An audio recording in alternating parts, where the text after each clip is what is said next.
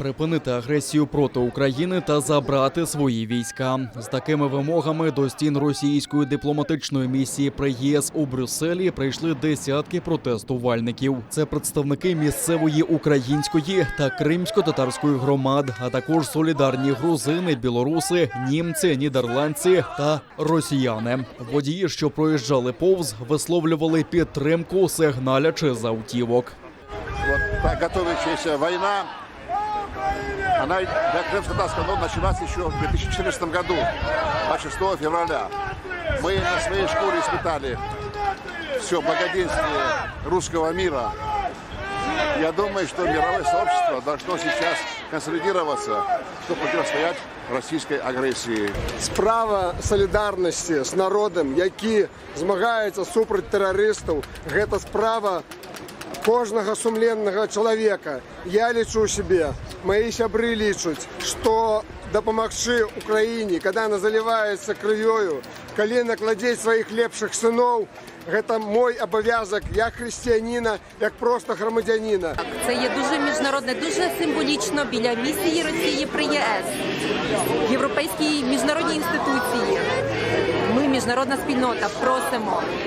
Бачите, бельгійці також зараз сигналять люди, і ми відчуваємо підтримку. Відчуваємо підтримку. Я йшла з плакатом, мені незнайомі люди зупинялися і кажуть, ми з вами, ми вас підтримуємо. Це чудово. Пікетували також штаб-квартиру ОБСЄ у Відні. Там саме обговорювали переміщення російських військ поблизу кордону України. Протестувальники нагадали, що Крим – це Україна, та закликали зупинити Путіна та російську агресію. А креативний заклик австрійського учасника акції перекладається як «Іди додому, російські солдати, водки немає». Також люди роздавали перехожим листівки з інформацією про нинішнє військове загострення біля кордону з Україною та агресивні наміри Росії. Україна є європейською країною, тому захист свободи України означає захист свободи Європи. Розвиваючи цей конфлікт, Путін, звісно, намагається розколоти Європу. Це чітко зрозуміло. Якщо Євросоюз не реагуватиме в один голос, ми програємо. Тому дуже важливо, щоб Європа діяла спільно і жорстко. Вкотре бачимо байдужість Російської Федерації стосовно всіх міжнародних домовлень, дивно відношення їхніх колег, як вони таке толерують. І ми осуджуємо цілковито будь-які діяння Росії супроти України, супроти її суверенітету. І просимо міжнародних партнерів, особливо сусідів України, таких як Польща, Литва, Латвія і інші держави, щоб підтримали цілий Євросоюз і щоб в кінці кінців зробили якісь кроки, щоб війська відтягнули і Росія перестала втручатися у внутрішні справи України. Ситуация на сегодняшний день стоит не только разговор об оккупации Украины, вообще о Третьей мировой войне. Люди должны встать наконец-таки, люди должны понять, что просто так войска там не стоят и Путин не отступится от своих планов.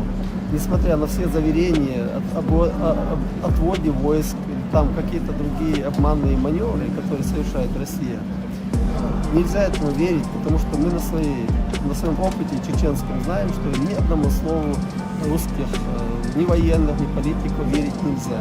Україна без Путіна та Київ, Варшава – спільна справа. Скандували протестувальники на Замковій площі у середмісті Варшави. Сотні поляків, білорусів та представників української громади вийшли з національними прапорами, щоб висловити свою солідарність з Україною та протест російській загрозі. Схожі акції відбулися у багатьох польських містах. Люди наголошують, що загроза Україні – це загроза усій Європі, а отже і Польщі.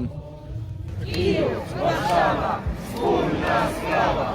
Київ, Варшава, спільна справа. Ці люди, як ніхто, розуміють, якби цей зв'язок, що Польща без України, без співпраці з Україною приречена якби на загибель, так? Бо тут немає що бавитися в дипломатичну мову.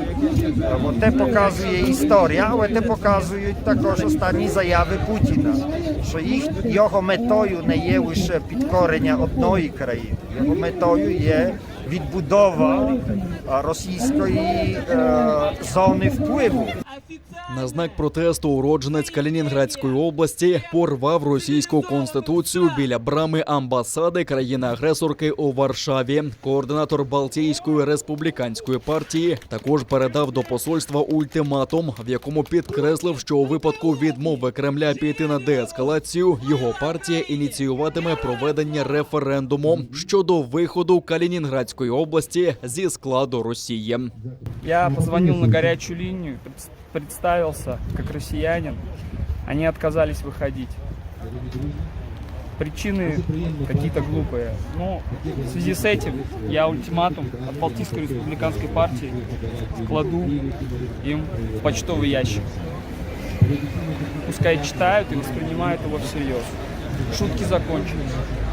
Кілька людей вийшло з протестом і в Росії. В одиночних пікетах вони тримали плакати з закликом не воювати проти України. Щонайменше 6 учасників затримали поліціянти.